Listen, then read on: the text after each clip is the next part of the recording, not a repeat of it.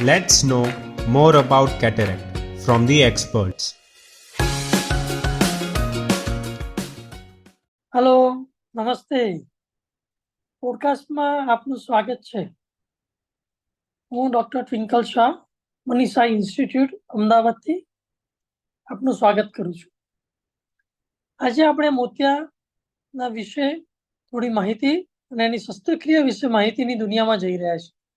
મોતિયાના શસ્ત્રક્રિયાની કોને જરૂર છે? મોતિયાનો અનુભવ થતી વખતે ઘણા દર્દીઓને થોડું કન્ફ્યુઝન લેવલ થતું હોય છે. શરૂઆતમાં તમને થોડી વાંચનમાં તકલીફ પડે, રાત્રે ડ્રાઇવિંગમાં તકલીફ પડે, ટીવી જોવામાં તકલીફ પડે, તમારી રૂટીન દૈનિક પ્રવૃત્તિઓમાં તકલીફ પડે, એટલે તમે તમારા આંખના ડૉક્ટરને બતાવી અને એમની ભલામણ પ્રમાણે મોતિયાની શસ્ત્રક્રિયા કરી શકાય. શસ્ત્રક્રિયા એટલે શું? મોતિયાની શસ્ત્રક્રિયા એકદમ આરામદાયક શસ્ત્રક્રિયા છે. એમાં કોઈપણ જાતનું હવેના જમાનામાં આંખમાં ઇન્જેક્શન આપવામાં આવતું નથી.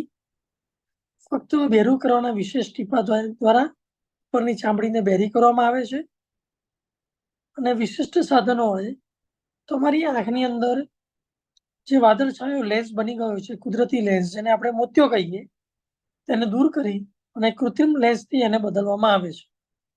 આ આખી પ્રક્રિયા સામાન્ય રીતે 15 થી 20 મિનિટનો સમય લે છે, જે સંપૂર્ણ પીડા રહિત છે અને તમે અર્ધ જાગ્રત અવસ્થામાં હોશો, જેથી તમને બધી આજુબાજુ થયેલી એક્ટિવિટીનું ધ્યાન રહેશે. શસ્ત્રક્રિયા શરૂ થતા પહેલા અને શસ્ત્રક્રિયા શરૂ થયા પછી એનેસ્થેટિસ્ટ નિષ્ણાત તબીબો દ્વારા તમારી તપાસ રહેશે અને તમે સ્વસ્થતાના વિસ્તારમાં થોડો સમય પસાર કરશો. મોતિયાની શસ્ત્રક્રિયા એ જુદી જુદી ઘણી બધી પદ્ધતિથી થાય છે. જે સામાન્ય કોમનલી યુઝ થતી પદ્ધતિ છે એ ફેકો ઇમલ્સિફિકેશન પદ્ધતિ છે.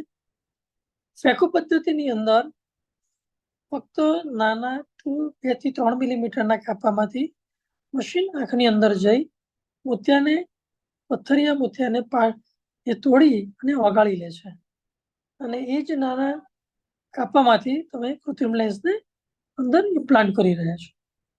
સામાન્ય રીતે 1 થી 2 અઠવાડિયામાં દ્રષ્ટિ ઘણી સુધરી જાય. તમારા બધા જ દૈનિક કાર્યો તમે કરી શકો છો અને સંપૂર્ણ દ્રષ્ટિને ડેવલપ થતા 3 થી 4 અઠવાડિયાનો સમય લાગે છે. આ ફેકો ઇમલ્સિફિકેશન પદ્ધતિમાં નવા મોડિફિકેશન પ્રમાણે માઇક્રો ઇન્સિઝન ફેકો પદ્ધતિ કહે છે, જેની અંદર કાપાનું પ્રમાણ ફક્ત 2 મિલીમીટરનું હોય છે, જે અદ્યતન સાધન હોય છે, જે આંખની અંદર જઈ અને ફેકો ઇમલ્સિફિકેશન પદ્ધતિ ક્લિયર કરી શકે છે. નવી પદ્ધતિ ફેમ્ટો આસિસ્ટેડ ફેકો ઇમલ્સિફિકેશન, જેમાં ફેકો પદ્ધતિની તો જરૂર પડે જ, પણ રોબોટિક ટાઈપની પદ્ધતિથી કે જેની અંદર પ્રી ડિસાઇડેડ જગ્યાઓ પર તમારા કાપા મૂકવામાં આવે અને પ્રી ડિસાઇડેડ પદ્ધતિથી તમારા મોતિયાને ખોલવામાં આવે.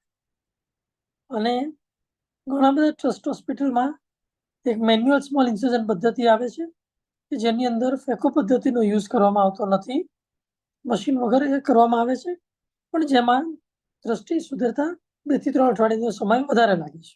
યાદ રાખો, જ્યારે તમે મોતિયાની શસ્ત્રક્રિયા કરવાનું વિચારી રહ્યા હો તો તમારી જરૂરિયાત માટે શ્રેષ્ઠ અભિગમ નક્કી કરવો અને તમારા આંખના ડૉક્ટરની સલાહ લેવી અને તમારા દ્રષ્ટિની કાળજી લો અને સ્વસ્થ રહો. આભાર.